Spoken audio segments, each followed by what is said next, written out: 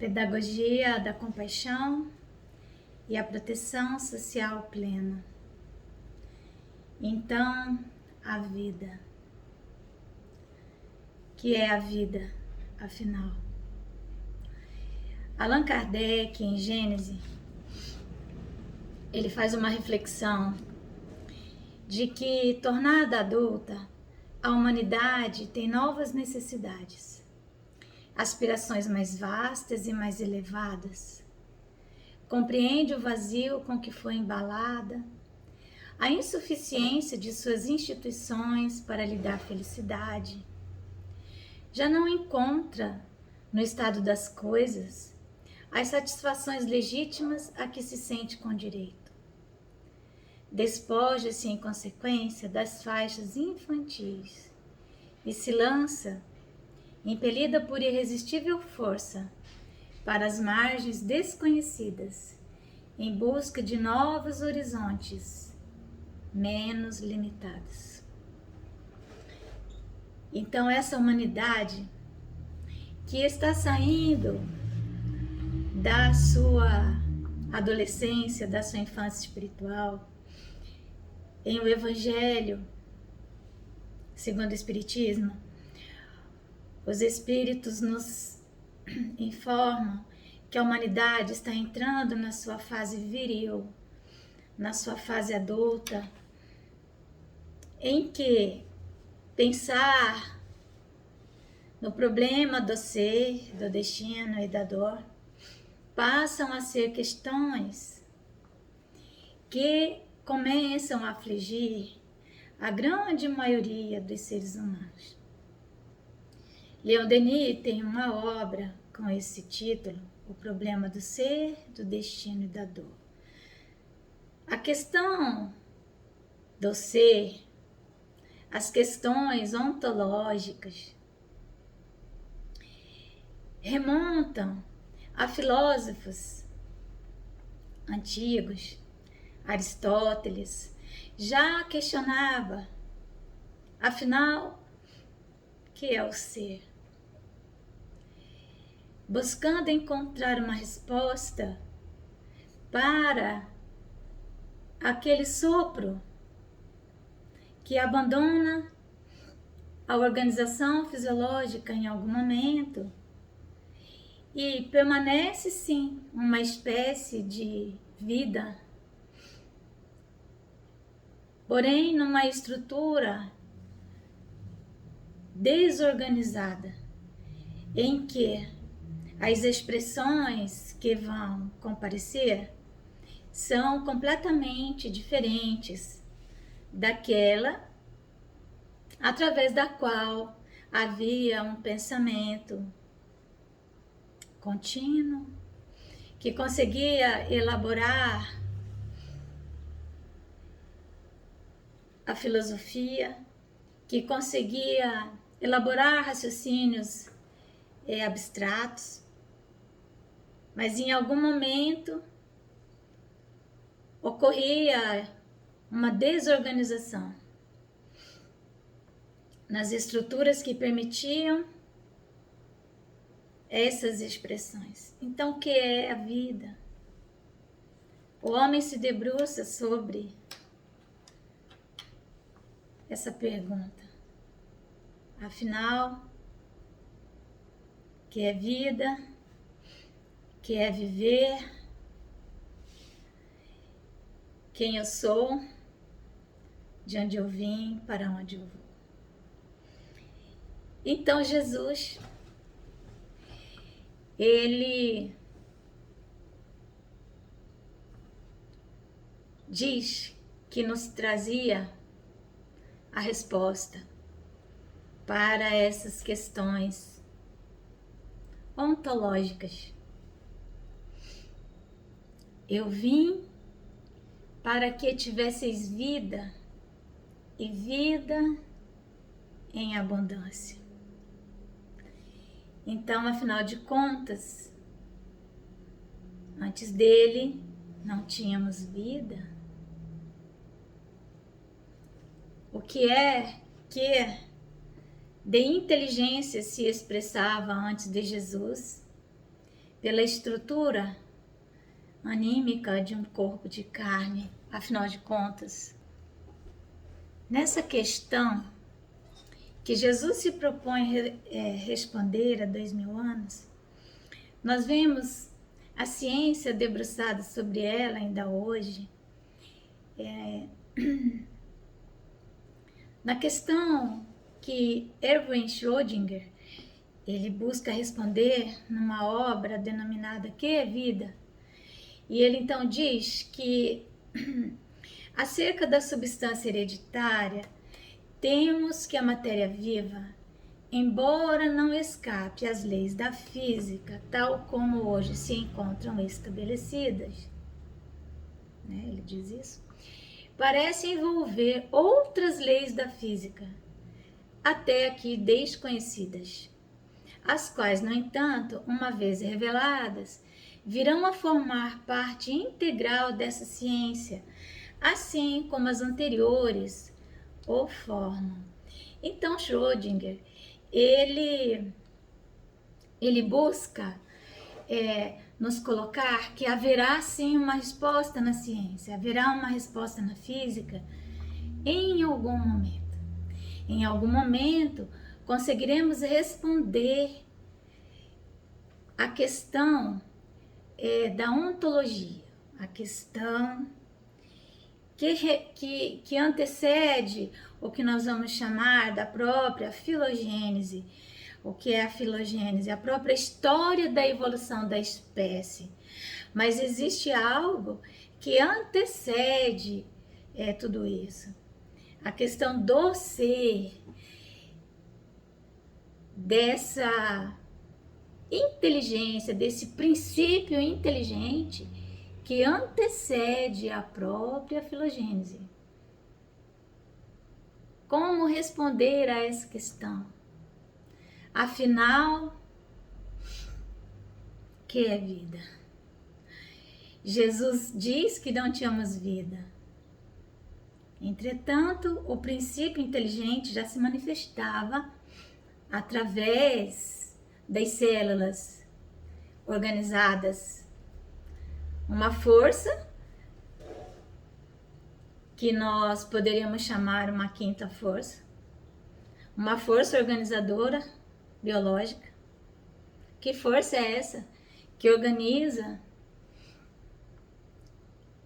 o nosso corpo? Por isso, o organismo, porque sem essa força organizadora, quando essa força organizadora desaparece, o que é que nós temos? Nós temos a desagregação, temos o caos, em que pese a vida continuar. As células continuam exercendo o seu papel de vitalidade em outras expressões, não é? Mas há uma desorganização. O princípio da inteligência, ele não consegue mais se manifestar através daquele organismo. Então, há que haver uma quinta força na matéria, já que são conhecidas 4 forças fundamentais. Então, a ciência, a filosofia e a religião, em todas as épocas da humanidade, tem levantado essa questão e não tem conseguido resposta suficiente. Então, muitas vezes, diante dessa questão que nós chamamos de aporética, sem poros, questionamentos para os quais não encontramos uma saída, então levantamos respostas que se transformam em dogmas quando se trata da religião ou dentro da ciência em postulados, né? Então nós seguimos através de postulados, através de dogmas, tentando responder a essas questões, mas como bem diz Allan Kardec em Gênese, a humanidade está alcançando a sua fase viril e então nós precisamos de respostas. E ele, como ninguém, consegue elaborar as perguntas. Por que Mais importante que as respostas, é preciso saber elaborar as questões que nos afligem. Porque as nossas aflições, elas surgem a um nível, muitas vezes, em que não conseguimos traduzir em palavras. É necessário alguém que já tenha transcendido a mente na sua dimensão puramente material e que já seja uma inteligência preparada para elaborar as questões, porque já tem dentro de si as respostas. Então, Allan Kardec, ele vem, na época prevista, elaborar as questões para que os maiorais pudessem responder não só o que é a vida, mas principalmente qual é o sentido da vida. Como levanta Leon Denis,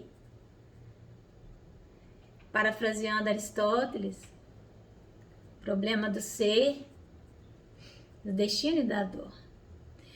Então, a razão pela qual nós existimos, aquilo que o filósofo da atualidade, Heidegger, vai dizer, ser e o tempo, que é o ser. Onde nós vamos encontrar essa resposta? A matéria viva, como nós a conhecemos, ela tem um poder aí de subverter o sistema caótico do universo, como nós o conhecemos. Tudo o que vive, ele vive gastando energia, né? Então, como que o sistema vivo funciona? Se ele gasta uma energia, de onde que ele tira essa energia? Há uma subversão de uma lei, a segunda lei aí da termodinâmica, não é? Mas, então, a ciência fica buscando compreender qual seria a característica particular da vida que subverte o próprio caos. Então, essa questão dentro da ciência, ela ficará sem resposta. Então, em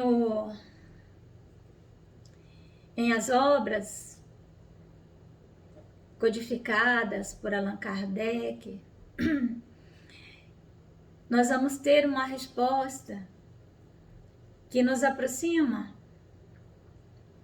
do que poderia ser as expressões da vida, essa força que subverteria o sistema do caos, não é? Então, Allan Kardec fala do fluido vital, do fluido cósmico universal. E esse fluido vital seria o alimento, a força fornecedora daquilo que nós iremos chamar de uma entropia negativa, né? Mas sem desejarmos aprofundar muito essa questão nesse ponto de vista, nós temos que nos fixar em Jesus, porque Jesus, ele supera esses questionamentos, tanto da filosofia quanto da ciência.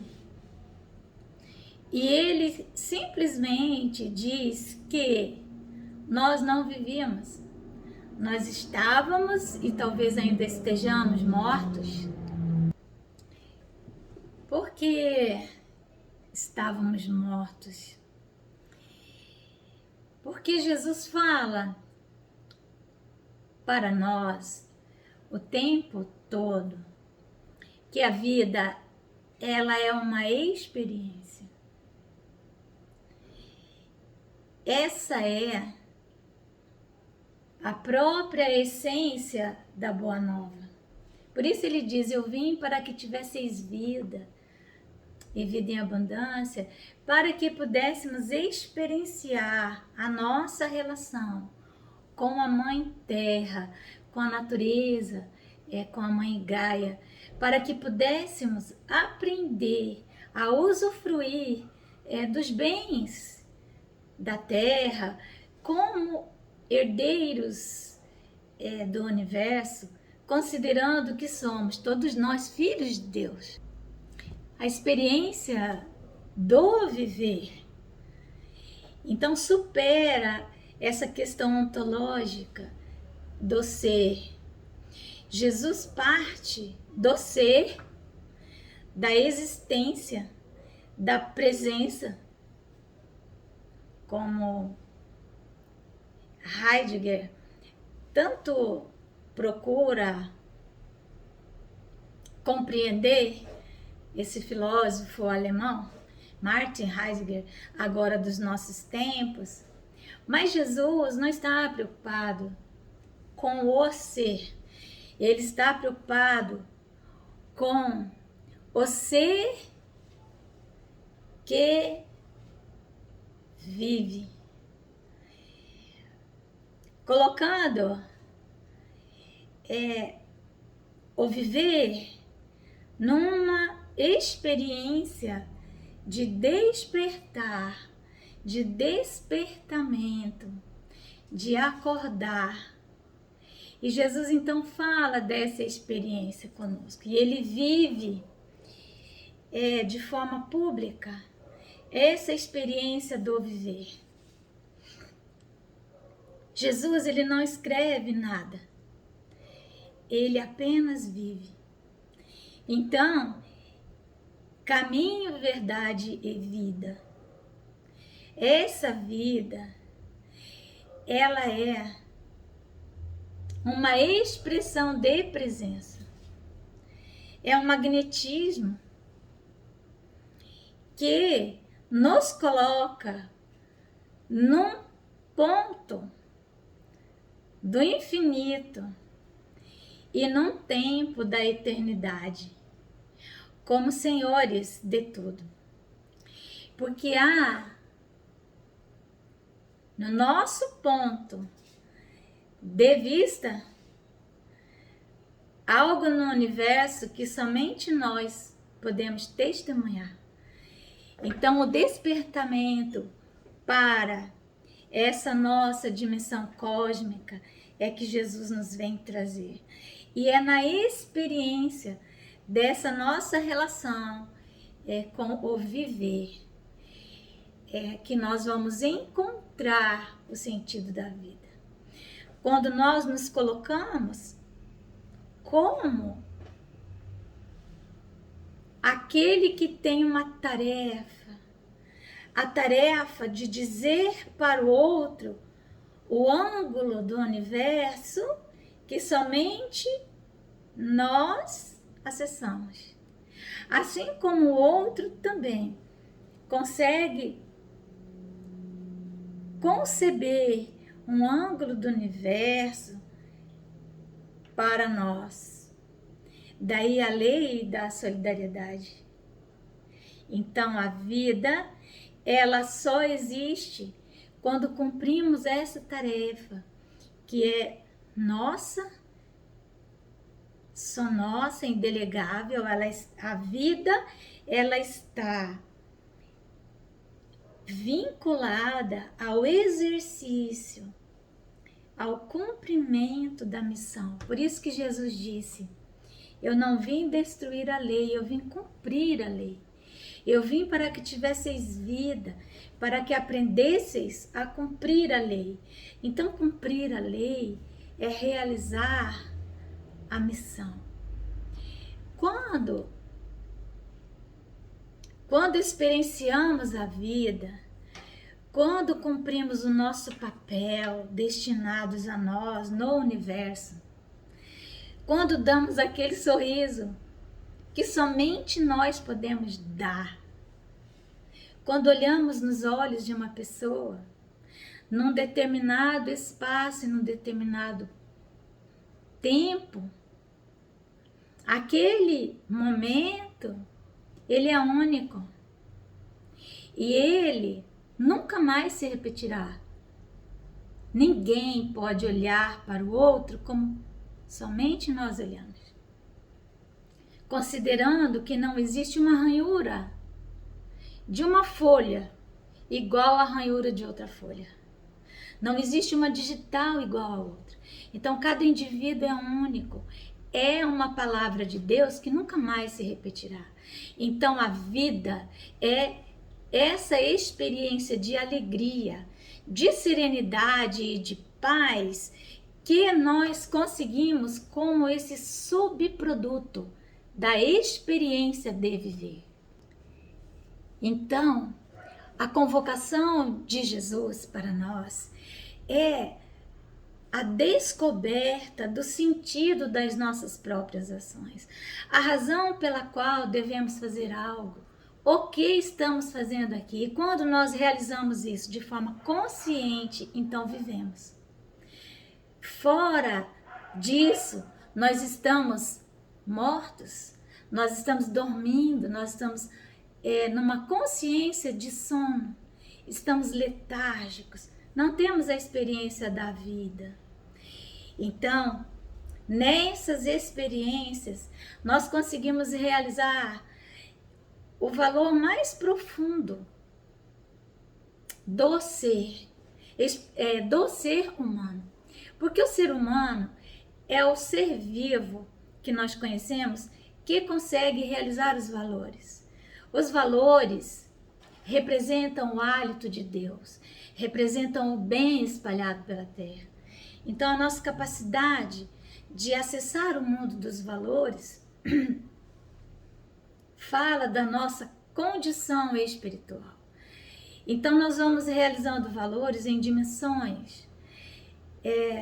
Inicialmente, valores criadores, depois valores vivenciais, valores de experiência, valores de convivência, valores de relacionamento com a Mãe Terra, com o universo, nos colocando nessa posição de seres completamente integrados no cosmos, percebendo-nos como um cosmos, observando a nossa própria estrutura como sendo um cosmos em miniatura, fazendo parte das mesmas leis que regem a Terra, que regem a Lua, que regem o sistema solar. São as mesmas leis.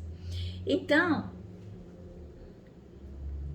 mas conforme nós vamos então atingindo a nossa virilidade, conforme nós vamos fazendo a experiência de seres adultos, de seres que alcançaram um patamar de consciência mais lúcido, então nós vamos realizando valores de atitude, porque aí nós conseguiremos manter um padrão de experiência, de alegria, de serenidade e de paz, independentemente das circunstâncias. Quando nós conseguimos, então, superar a circunstância, quando nós conseguimos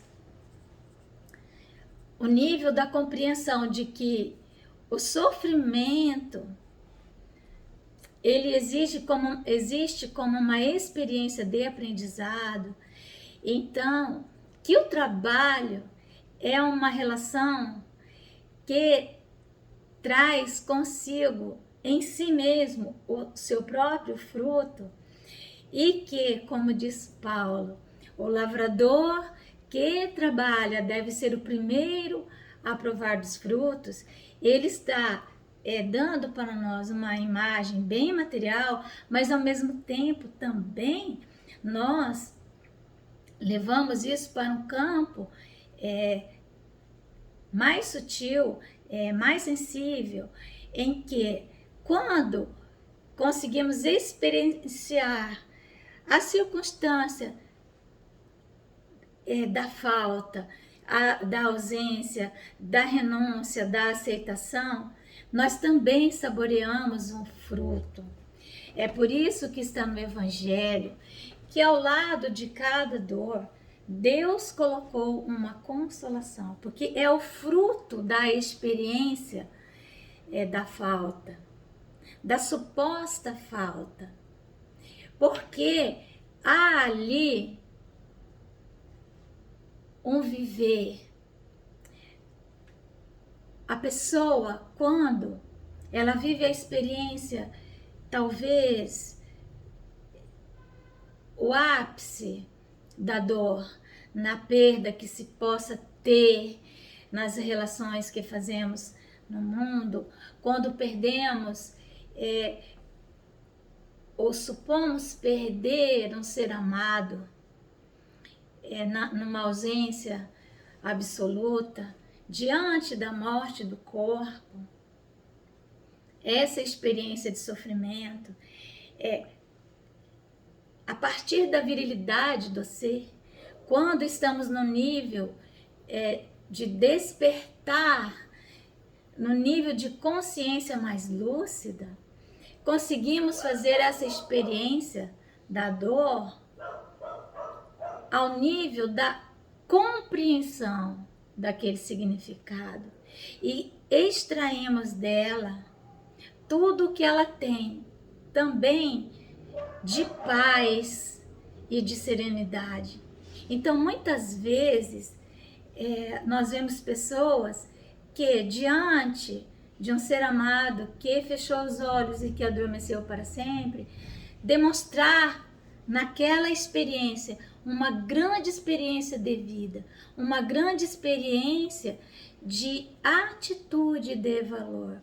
E muitas pessoas saem dessa experiência para viverem abundantemente relações na comunidade onde estão, de profunda doação de si mesmos, porque eles entenderam naquela experiência máxima um sentido que só é acessado por uma via, a via da intuição. Então, Jesus, quando ele fala dessa vida em abundância, ele está dizendo que caminho significa missão, verdade, capacidade de enxergar a missão, e realização da missão traz consigo como subproduto vida.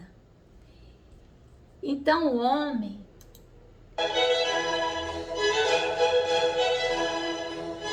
em outras palavras,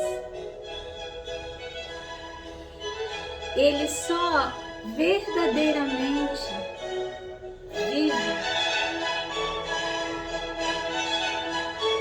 quando ele consegue, por exemplo, realizar um valor vivencial como esse, que um som dessa magnitude pode nos proporcionar. No dia de hoje que estou gravando, nós estamos antecedendo uma lua cheia. Amanhã haverá uma super lua e eu já estou me preparando para viver isso, porque o valor de vivência precisa ser realizado. Amém?